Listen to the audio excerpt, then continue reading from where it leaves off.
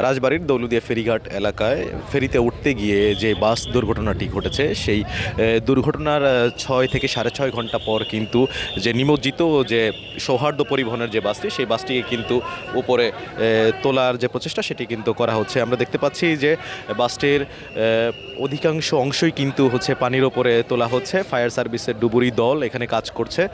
যারা যাত্রী সাধারণ ছিলেন গাড়ির ভেতরে তাদের কিন্তু উদ্ধারের চেষ্টা চলছে। ঘটনার পরপরই আমরা এসে দেখতে পেয়েছি বিআইডব্লিউটি এর যে হচ্ছে উদ্ধারকারী জাহাজ হামজা সেটি কিন্তু যে এই যানবাহনটি ওঠানোর যে কার্যক্রম সেটি কিন্তু এখানে করে গেছেন।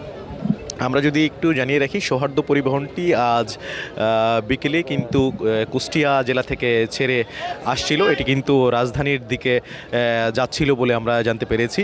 এই সন্ধ্যার কিছুটা আগ মুহূর্তে যখন এই দৌলুদিয়া ফেরিঘাট এলাকার 3 নম্বর ঘাট এলাকা থেকে ফেরিতে উঠবে ঠিক সেই মুহূর্তেই কিন্তু নিয়ন্ত্রণ হারিয়ে বাসটি কিন্তু সরাসরি পানিতে নিমজ্জিত হয়। বাসটিতে আনুমানিকভাবে আমরা জানতে পেরেছি যে 40 থেকে 45 জন যাত্রী ছিল। দুর্ঘটনাটি যখনই ঘটে তখনই কিন্তু তৎক্ষণাৎভাবে জীবন রক্ষা করার জন্য যারা ভিতরে যাত্রী ছিল তারা কিন্তু 7 থেকে 9 জন যাত্রী তারা কিন্তু ওপরে উঠতে পেরেছিলেন। পরবর্তীতে যারা উঠতে পারেননি তারা কিন্তু বাসের সাথে নিমজ্জিত হন। 7 থেকে 9 জন যে যাত্রী তাদের কিন্তু স্থানীয়রা উদ্ধার করে আশপাশের যে হাসপাতালগুলো ছিল সেখানে কিন্তু তারা হচ্ছে নিয়ে যায়। পরবর্তীতে সেখান থেকে কিন্তু 2 জনকে আমরা যে এই ডুবির দুর্ঘটনায় কিন্তু মারা গিয়েছে বলে আমরা জানতে পেরেছি। বাকিদের কিন্তু চিকিৎসা চলছে। বাসটি উপরে তোলা হচ্ছে। উপরে তোলার ভিতরে কিন্তু বাসটির ভিতরে আমরা যেরকম দেখতে পাচ্ছি ভাঙা চোর অবশিষ্ট অংশটুকুই বা ব্যাগপত্র মালামাল সেগুলোই কিন্তু রয়েছে। এখনও পর্যন্ত ভিতরে যে কোনো মরদেহ আছে কিনা সেগুলো কিন্তু এখনও পর্যন্ত নিশ্চিত হওয়া যাচ্ছে না।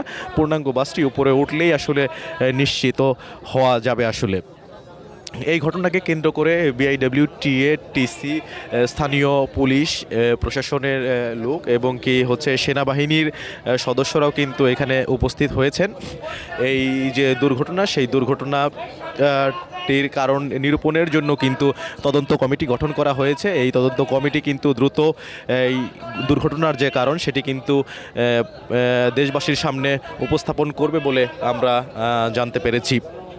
আমরা কিছুক্ষণ আগে কথা বলছিলাম এইখানকার এই বিআইডব্লিউটি এর যারা দায়িত্বরত ছিলেন তাদের সাথে কথা বলেছি। তারা কিন্তু এখনও পর্যন্ত বাসটিতে কী পরিমাণ যাত্রী ছিল বা কী পরিমাণ এখনও নিখোঁজ আছে তারা কিন্তু এখনও পর্যন্ত নিশ্চিত করতে পারেনি।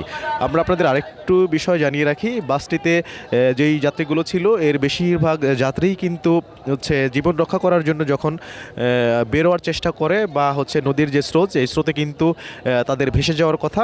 সেজন্য কিন্তু বিআইডব্লিউটি এর ডুবুরি দল যারা রয়েছে বা ফায়ার সার্ভিসের ডুবুরি দল যারা রয়েছে তারা কিন্তু স্পিডবোটের মাধ্যমে ঘাট এলাকার দূরত্ব প্রায় 2 থেকে 3 কিলোমিটার পর্যন্ত কিন্তু তারা কিন্তু নিরবিচ্ছিন্নভাবে এই রাতেও কিন্তু তারা হচ্ছে লাশগুলো শনাক্তের যে প্রচেষ্টা সেটি কিন্তু করে যাচ্ছেন। দর্শক আপনারা দেখতে পাচ্ছেন যে সৌহার্দ্য পরিবহনের যে বাসটি সেই বাসটি কিন্তু উপরে তোলা হচ্ছে। সেটি উপরে উঠলেই কেবল হচ্ছে এই কী পরিমাণ যাত্রী সেখানে ছিল সেটা মেজারমেন্ট করা সম্ভব হবে বলে আমরা জানতে পেরেছি। দৌলুদিয়া 3 নম্বর ঘাট থেকে এই ছিল আমার কাছে সর্বশেষ পরিস্থিতি।